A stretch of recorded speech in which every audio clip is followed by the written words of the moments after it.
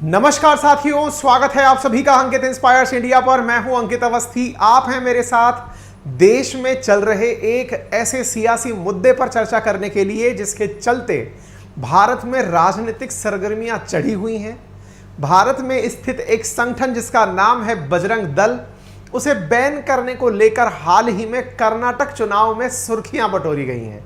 उन्हीं सुर्खियों पर आज के सेशन में हम चर्चा करेंगे, बताएंगे कि आफ्टर ऑल इस बजरंग दल का इतिहास क्या है, कर्नाटक चुनाव में इसका क्या महत्व है, कर्नाटक चुनाव में बीजेपी वर्सेस कांग्रेस जो हो रहा है उसमें बजरंग दल का क्या मुद्दा है जो इतना ज्यादा हाईलाइट हो चुका है और किस प्रकार से इस मुद्दे ने कर्नाटक चुनाव में रंग पकड़ा है। आज के सेशन में इस बात को आपसे साझा करेंगे।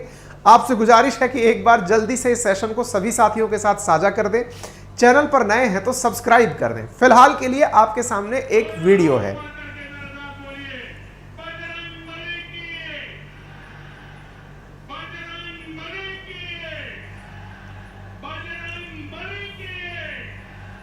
ये 3 मई का वीडियो है। इस 3 मई के वीडियो में प्रधानमंत्री नरेंद्र मोदी कर्नाटक में अपनी एक रैली में बजरंगबली के नारे लगवा रहे हैं। इस बजरंगबली के नारे के पीछे की कहानी क्या है वो आज के सेशन में आपको जाननी है। लेकिन उससे पहले यह भी जान लीजिए कि भारत में चुनाव हो रहे हैं।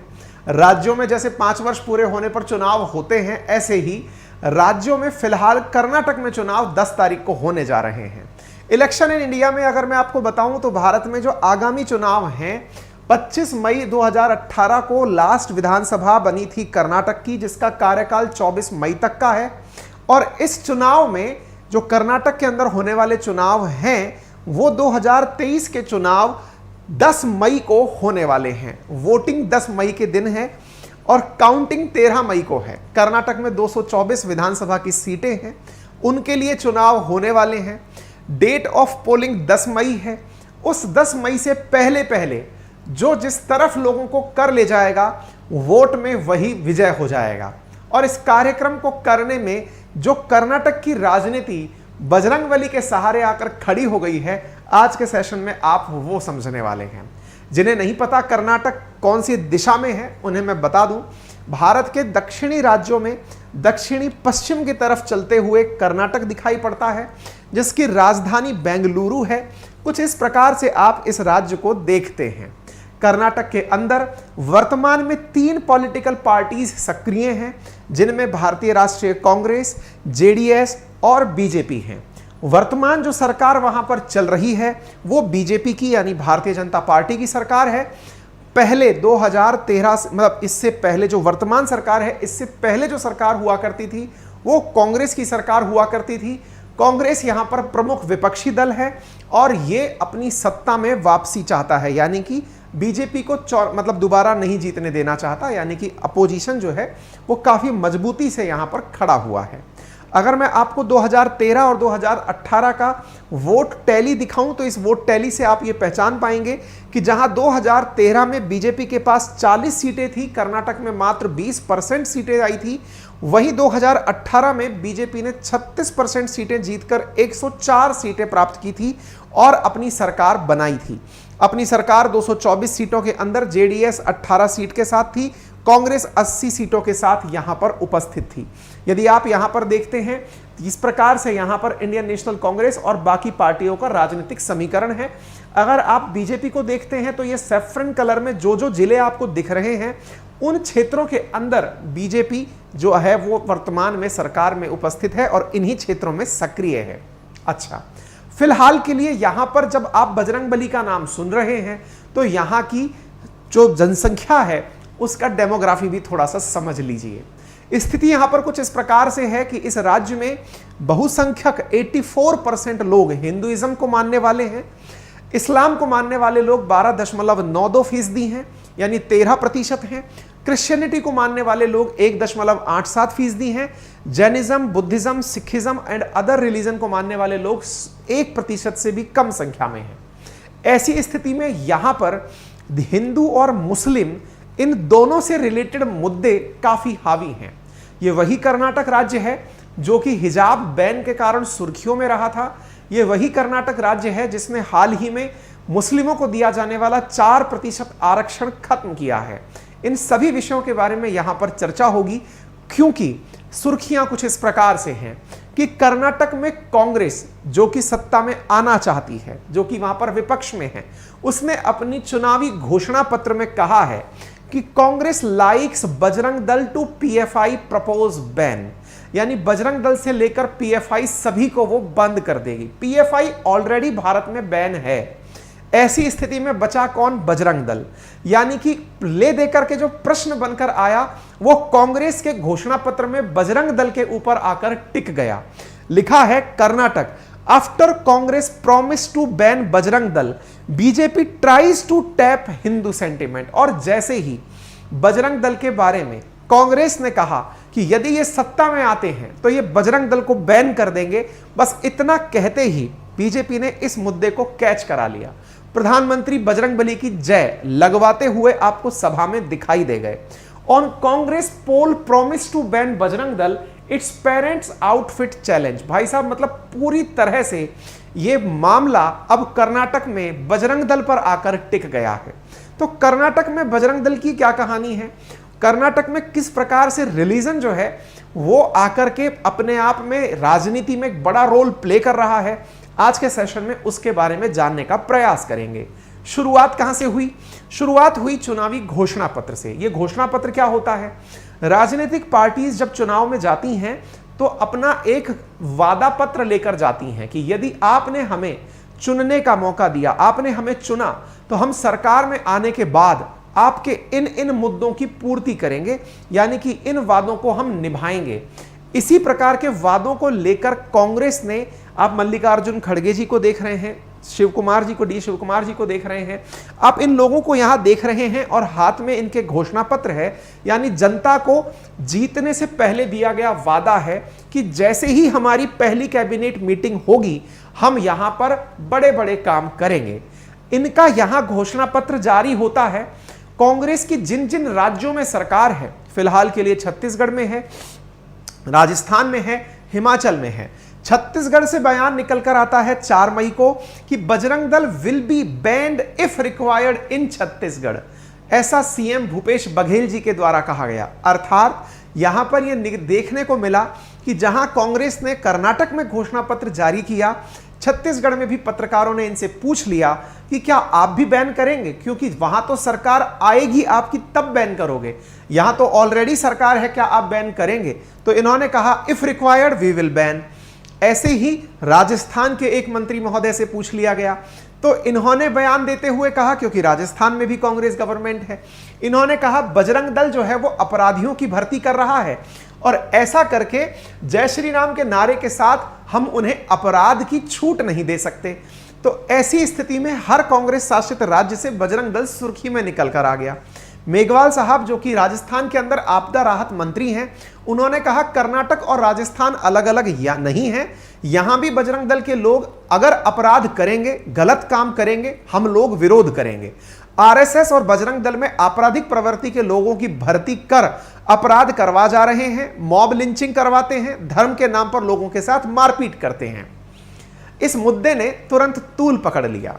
तूल पकड़ते ही आप यहां पर लोगों को प्रतिक्रिया स्वरूप विरोध करते हुए बजरंग दल के कार्यकर्ताओं को जहां तहां देख सकते हैं।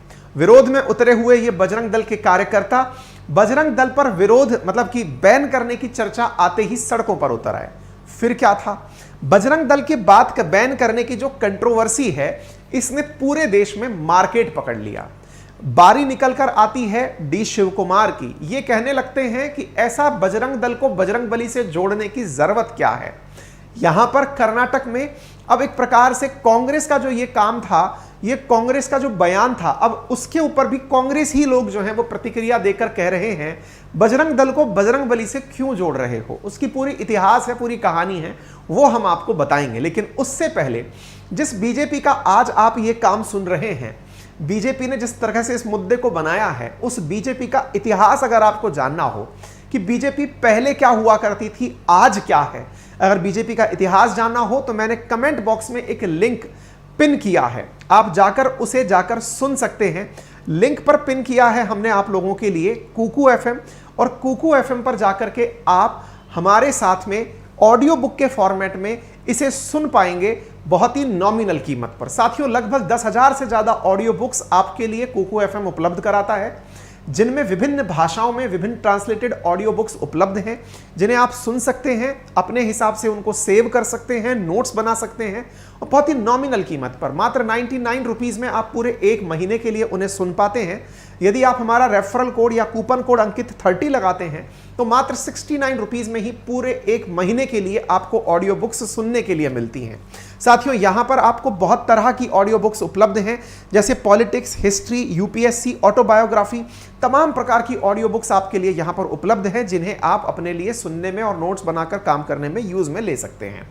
ऑडियो बुक्स के साथ साथ यूज करते समय हमारा रेफरल कोड अंकित 30 यूज करें और इस कहानी को डिटेल में सुनें। आगे बढ़ते हैं तो आपको लेकर चलते हैं इस पूरे मुद्दे पर। और मुद्दा क्या है, जैसे ही कांग्रेस ने अपने द्वारा मैनिफेस्टो जारी किया, बीजेपी का भी मैनिफेस्टो था, बीजेपी वाले मैनिफेस्टो में आते हैं और मैनिफेस्टो में यानी कि बीजेपी ने भी अपना घोषणा पत्र जारी कर दिया। इन्होंने कहा, we will repeal all unjust and anti people law passed by BJP government. Sorry, ये कांग्रेस का मैनिफेस्टो है। मैं आपको पहले बता दूं, कांग्रेस ने बजरंग दल के बैन करने से पहले और क्या क्या कहा वो भी सुन लीजिए, फिर हम बीजेपी के द्वारा कराए गए मैनिफेस्टो पर भी आएंगे। पहले कांग्रेस का मैनिफेस्टो क्या है वो जान लीजिए। पहली बात तो इन्होंने ये कहा कि जो भी काम बीजेपी गवर्नमेंट ने ऐसे किए हों जो कि एंटी पीपल हों, यानी जन विरोधी हों, उन कामों को हम हटा देंगे, यानी कि उनको रिपील कर देंगे। दूसरा, हम ऐसे ऑर्गेनाइजेशंस पर बैन लगाएंगे जो कि कास्ट और रिलीजन के आधार पर हेट्रेड फैला रहे हैं, यानी कि लोगों में दुर्भावना, लोगों को एक दूसरे से भड़काने का प्रयास कर रहे हैं। 200 यूनिट फ्री बिजली हम लोगों को उपलब्ध कराएंगे प्रत्येक महीने हर परिवार को। चौथी चीज इनके द्वारा घोषणा में कही गई, 2,000 रुपए हम महिलाओं को घर चलाने के लिए उपलब्ध कराएंगे मंथली बेसिस पर, यानी गृहिणियों को 2,000 रुपए महीने की तनख्वाह हो गई। इसके साथ साथ 10 किलोग्राम फ्री में चावल देने की बात की गई हर बीपीएल परिवार को वंस इन ए मंथ, एक महीने में एक बार। इसके साथ साथ 3,000 रुपए महीने जो ग्रेजुएट युवा है और 1,500 रुपए जो डिप्लोमा होल्डर है उसको 2 साल के लिए दिए जाएंगे। इस प्रकार से कांग्रेस ने अपना मैनिफेस्टो जारी किया। लुभावना मैनिफेस्टो था, जारी कर दिया गया। इसको इन्होंने फ्यूचरिस्टिक प्रकार से कहा, लेकिन इनके फ्यूचरिस्टिक प्रकार के मैनिफेस्टो में जो लाइन थी जिसमें इन्होंने कहा कि Congress party is committed to take firm and decisive action against individual and organisations spreading hatred amongst communities on ground of caste and religion. We believe that law and constitution is sacrosanct and cannot be violated by individual and organizations like Bajrang Dal, PFI or other promoting enmity and hatred. Whether among majority or minority communities, we will take decisive action as per law, including imposing ban on any such organization. चूंकि PFI already ban है तो लोगों का ध्यान बजरंग दल पर गया। PFI क्या है इसके बारे में हमने पहले भी सेशन किए हुए हैं, उस पर हम आपको लेकर के चलेंगे। चलिए आगे बढ़ते हैं। अब बारी थी बीजेपी की। बीजेपी ने अपना मैनिफेस्टो जारी किया। उन्होंने कहा कि हम लोग यूनिफॉर्म सिविल कोड लेकर आएंगे, यानी हिंदुओं के लिए, मुसलमानों के लिए, क्रिश्चियनों के लिए अलग अलग कानून नहीं होना चाहिए। जैसे हिंदुओं में जो विवाह होता है वो हिंदू मैरिज एक्ट के थ्रू होता है और मुस्लिमों के लिए मुस्लिम विधान से होता है, शरिया कानून से होता है। ऐसी स्थिति के अंदर मुस्लिमों का और हिंदुओं का जब कानून एक होगा तो कानून यूनिफॉर्म सिविल कोड कहलाएगा, हम वो लेकर आएंगे। नंबर दूसरा, introduce a national register for citizen to ensure speedy deportation of all illegal immigration. जो भी इलीगली यहां पर इमिग्रेट होकर आ गए हैं, हम उनके लिए भी नेशनल रजिस्टर ऑफ सिटीजन लेकर आएंगे। तीसरा कहा, 3 फ्री हम लोग सिलेंडर उपलब्ध कराएंगे, cylinder to BPL family every year. 3 cylinder मुफ्त में सबको उपलब्ध कराए जाएंगे। अटल आहार केंद्र सब्सिडाइज फूड पर उपलब्ध कराए जाएंगे। साथ में हर घर को आधा लीटर दूध बीपीएल परिवार को फ्री में उपलब्ध कराया जाएगा। 1 मिलियन हाउसिंग साइट्स को स्टेट को, जो कि होमलेस हैं, जो लोग जिनके पास घर नहीं है, उनको 10 लाख घर बनाकर दिए जाएंगे। इंटरेस्टिंग बात यह है, ये सब जितने भी वादे करते हैं ये आप और हमारे टैक्सेशन से किए गए वादे हैं। चाहे बीजेपी करे चाहे कांग्रेस करे, सबके पास आय का सोर्स क्या है? आप पर हम पर लगे हुए डायरेक्ट और इनडायरेक्ट टैक्सेस। खजाना आपने भरा है और खर्च करने की जो आपने ताकत दी है वो आप ही ने चुनी हुई सरकार को दी है, और वो चुनी हुई सरकार अपने द्वारा गरीबों को लुभाने के लिए कि तुम 3 सिलेंडर ले लो या तुम इतना पैसा ले लो और हमें वोट दे दो। महिलाओं, तुम्हें 2000 रुपये महीने मिलेगा, हमें वोट दे दो। तुम्हें 3 सिलेंडर फ्री मिलेंगे, हमें वोट दे दो। सब वोट प्राप्त करके सत्ता में आने के लिए अपने मैनिफेस्टो में घोषणा पत्र दिए जा रहे हैं। जहां कहीं अन्य राज्यों में फ्री की घोषणाएं होती हैं, वहां जहां जहां जो अपोजिशन में होता है वो फ्री की योजनाओं का विरोध करता है, लेकिन जब सत्ता में आते हैं तो वही फ्री की योजनाओं का अनाउंसमेंट होता है। आगे बढ़ते हैं साहब। इन्होंने बकायदा अपने द्वारा रिलीजियस रूप से जो जो करना है वो भी अनाउंसमेंट कर दिया कि हम क्या क्या करेंगे, यात्रा के नाम पर किसको क्या भत्ता देंगे, वगैरह वगैरह। रिसेंटली कर्नाटक जो मुस्लिमों के कारण जो सुर्खी में रहा वो निम्न मुद्दों पर रहा। कैसे? कर्नाटक के अंदर हिजाब विवाद का रुख काफी ज्यादा सुर्खियां पकड़ा था। इसी के साथ साथ इनमें मुस्लिमों को दिया जाने वाला 4% आरक्षण खत्म किया गया, वो भी सुर्खी पकड़ा। ऐसे पीएफआई पर बैन भी सुर्खी पकड़ा, हिजाब बैन पर हाईकोर्ट का कुछ ना करना भी सुर्खी पकड़ा। ऐसी स्थिति में जो पीएफआई हमने आप बैन की है, जिसके बारे में हमने आपको ऑलरेडी पढ़ा रखा है, बीजेपी और कांग्रेस दोनों ही इसके मत में है कि इसे बैन होना चाहिए। ठीक है, पीएफआई के बारे में अगर आपको ज्यादा जानना है तो हमने ऑलरेडी अंकित इंस्पायर इंडिया पर सेशन किया हुआ है, आप इसको जाकर के सुन सकते हैं। ठीक है, आगे बढ़ते हैं साहब। इसके बाद में अब चर्चा करते हैं बजरंग दल की। जिस बजरंग दल की सुर्खियां आज हैं, जिसकी सुर्खियों के कारण आप उसे जान रहे हैं, उसके बारे में थोड़ा जान लीजिए। असल में बजरंग दल की स्थापना की कहानी बड़ी रोचक है। कहानी क्या है, थोड़ा सा पहले मैं आपको वो बता देता हूं। कहानी कुछ इस प्रकार से है साथियों कि एक बार 1984 में विश्व हिंदू परिषद की, मतलब ये जानकारी जो विश्व हिंदू परिषद की वेबसाइट पर डली हुई है, मैं वहां से बता रहा हूं, और वो क्या है कि 1984 में विश्व हिंदू परिषद, क्योंकि ये विश्व हिंदू परिषद से जुड़ी हुई यूनिट है, मतलब अगर आप इसका बेसिक जाने तो उत्तर प्रदेश की शोभा यात्रा से इसकी शुरुआत हुई थी, और इसकी शुरुआत जो है ना, ये विश्व हिंदू परिषद से जुड़ी हुई एक यूनिट है। विश्व हिंदू परिषद की पहली धर्म संसद में मंदिर आंदोलन के साथ ही जब राम जानकी रथ यात्रा के नाम पर नियमित रूप से शोभा यात्रा निकालने की शुरुआत की गई, तो सरकार से सुरक्षा मांगी गई थी। जो वेबसाइट पर प्राप्त जानकारी है वो क्या है कि 1984 में वीएचपी की ओर से श्री राम जानकी रथ यात्रा निकाली जा रही थी विश्व हिंदू परिषद की तरफ से। तब अयोध्या से यात्रा प्रस्थान कर रही थी, तो यूपी की तत्कालीन सरकार ने यात्रा को सुरक्षा देने से इनकार कर दिया था। यात्रा 1984 में कांग्रेस की यूपी में सरकार हुआ करती थी। यात्रा के दौरान सुरक्षा देने से जब राम जानकी रथ यात्रा को इनकार किया गया, तब यात्रा में मौजूद संतों ने युवाओं से आह्वान किया कि वे इस रथ यात्रा की जिम्मेदारी संभालें। संतों ने कहा कि जिस तरह से श्री राम के कार्य के लिए हनुमान सदा उपस्थित रहते थे, उसी प्रकार आज के युग में श्री राम के कार्य के लिए बजरंगियों की टोली मौजूद रहे। इसी संकल्प के साथ 8 अक्टूबर 1984 को बजरंग दल की स्थापना हुई। विनय कटियार को बजरंग दल का संस्थापक माना जाता है। यह है उस बजरंग दल की स्थापना की कहानी जो वेबसाइट्स पर उपलब्ध है।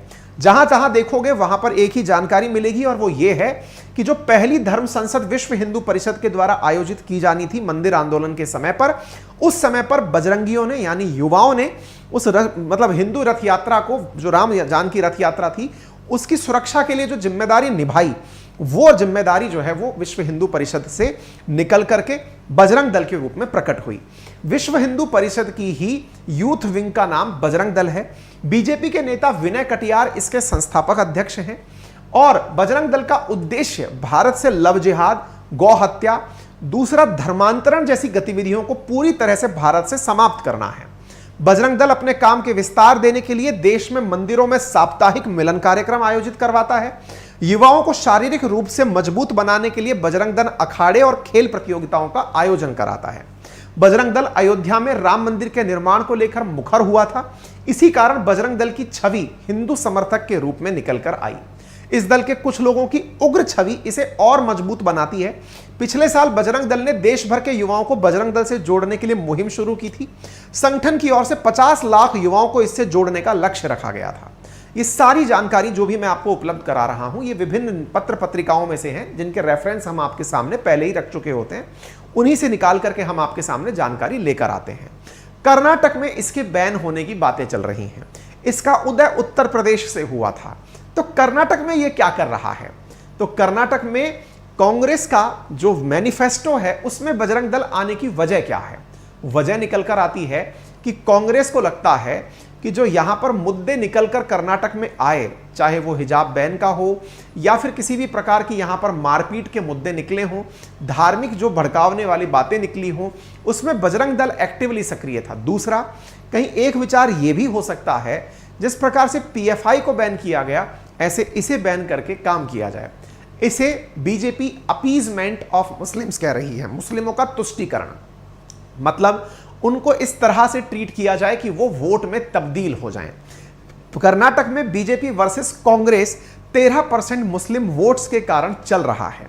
जहां जहां कर्नाटक के अंदर मुस्लिम्स स्ट्रॉन्ग प्रेजेंस रखते हैं वो एरिया नॉर्थ कर्नाटक का है। नॉर्थ कर्नाटक में गुलबर्ग, बिदर, बीजापुर, रायचूर और धारवाड़ वो क्षेत्र हैं जहां पर मुस्लिमों की प्रेजेंस बहुत निर्णायक रूप से निर्णय रखती है। कलबुर्गी नॉर्थ, पुलकेशी नगर, शिवाजी नगर, जयानगर और पद्मनाभ नगर और टुंकूर और चमारजितपेट, ये सब वो क्षेत्र हैं जहां पर मुस्लिमों की आबादी मतलब डिसाइडिंग फैक्टर के रूप में कार्य करती है। बीजेपी और कांग्रेस इसी चीज में अपने अपने मतदाताओं को लुभाने का प्रयास कर रही है। एक इतिहास पर अगर नजर डालें तो नजर डालने पर पता चलता है कि 1 अप्रैल 2022 को कर्नाटक के शिवमोगा जिले में कथित रूप से एक मुस्लिम मीट व्यापारी पर हमला के आरोप में बजरंग दल के 5 कार्यकर्ताओं को गिरफ्तार किया गया था। जनवरी 18, 2022 को कर्नाटक के गडक जिले में एक 20 वर्षीय मुस्लिम युवक पर कुछ लोगों ने हमला किया था। 1 अप्रैल 2021 को बेंगलुरु के बजरंग दल के सदस्यों ने कथित रूप से एक हिंदू लड़की के साथ सफर कर रहे एक मुस्लिम युवक पर हमला किया था। ईसाइयों पर भी हमले के लिए इनकी सुर्खियां रही हैं। सितंबर 2008 में तटीय कर्नाटक के कई चर्चों पर हमले हुए जिनमें यह पता चला कि यह धर्मांतरण का विरोध करने के लिए पहुंचे थे। 28 नवंबर 2021 को बजरंग दल के कार्यकर्ताओं ने बेलूर टाइन में ईसाइयों के प्रेयर मीटिंग को रोक दिया। आरोप था कि यह धर्म परिवर्तन का प्रयास कर रहे हैं। 2018 में कथित तौर पर मवेशियों के अवैध व्यापार पर इन्होंने लोगों को रोक दिया। कहने का मतलब है इनके जो 3 बड़े मुद्दे हैं, धर्मांतरण, लव जिहाद और गौ हत्या, उस पर बजरंग दल के कार्यकर्ता एक्टिवली अपनी प्रेजेंस देते रहे हैं और इसकी वजह से उन पर केसेस भी हुए हैं। और जब हुए हैं तो कांग्रेस ने मैनिफेस्टो में उन्हीं पर प्रतिबंध की बात डाल दी। जैसे ही प्रतिबंध की बात डाली, ये मामला बिल्कुल हिंदू वर्सेस मुस्लिम पर कन्वर्ट चुनाव में होता दिख रहा है। तो उम्मीद है आप लोगों को थोड़ी पिक्चर में क्लैरिटी मिली हो। बाकी आपका क्या मत है वो तो आप अपना कमेंट बॉक्स में बता ही सकते हैं।